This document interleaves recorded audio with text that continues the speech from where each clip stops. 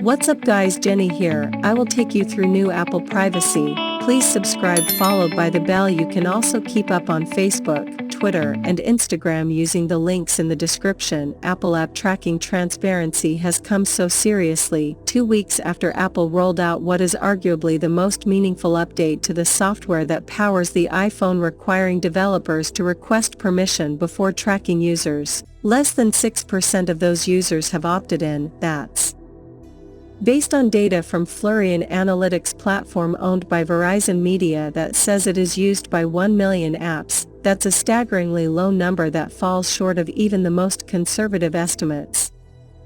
Advertisers had estimated that as many as 40% of users would enable tracking, but that looks like an overly optimistic prediction. Certainly that number must be sounding alarms at Facebook, which has made quite a public fight over Apple's move. The social media giant claimed that the iPhone maker was out to hurt small businesses and threaten the free and open internet. Late last year, Facebook even took out full-page ads in an attempt to. Please consider subscribing to this channel. Well, actually, I'm not really sure what Facebook was attempting to do. If they were trying to put pressure on Apple to change its mind, it didn't work. If Facebook was trying to get sympathetic news coverage, that didn't work either. In most cases, the ads were seen as disingenuous at best. Even Facebook's own employees could see that the ads were a bad idea, and if Facebook was trying to persuade users to allow tracking, that doesn't appear to have worked either. It turns out that, when given a choice, most people would rather apps not track everything they do online. That part shouldn't come as a surprise to anyone. But the fact that users are declining to opt in might not even be the worst news for Facebook.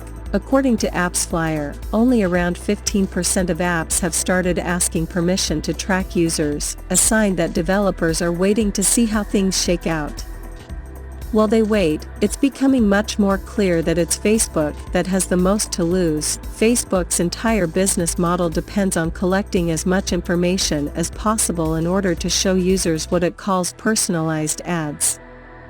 The bigger problem, however, is that developers and advertisers might just realize that the world isn't coming to an end. In that scenario, Facebook's value proposition starts to look less convincing.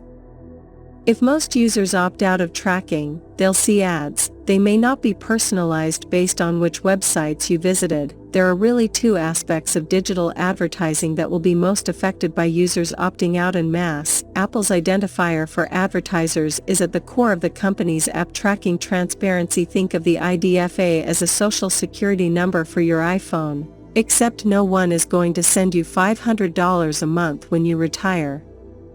It's a long random string of letters and numbers that can be used to identify an individual device. Developers have to request permission before they can get the IDFA for your device. They do that for two reasons. The first is to identify a user across different apps or websites. It's how Facebook knows that you've been shopping for a new watch. When you then open an ad-supported app, the app pulls your IDFA, and the advertiser, in this case, the watch store, can show you an ad for whatever you put in your cart. The second way it's used is to then measure the effectiveness of ads. This is most common in what are known as app install ads for games. Game developers buy ads on Facebook, and Facebook uses the IDFA to identify who is shown the ad. If you click on the ad and install the game, the developer knows you converted from the ad is paid for. That's how Facebook justifies its ad product, except, without the IDFA, it's a lot harder to track attribution for ads. That means it's harder for Facebook to justify its advertising products, since advertisers won't have the same level of information about whether their ads are converting. Of course, Apple has an ad platform within the App Store. It's a relatively small business for Apple, and the company has for a very long time ceded customer acquisition for apps to Facebook. However, Apple has seemed to take a renewed interest in its own advertising products, hiring one of Facebook's former ad product managers to its own team. Now, if Facebook's ads are less useful because they can't be targeted or attributed to individual customers, advertisers, especially game developers, just might find Apple's ad platform a lot more interesting.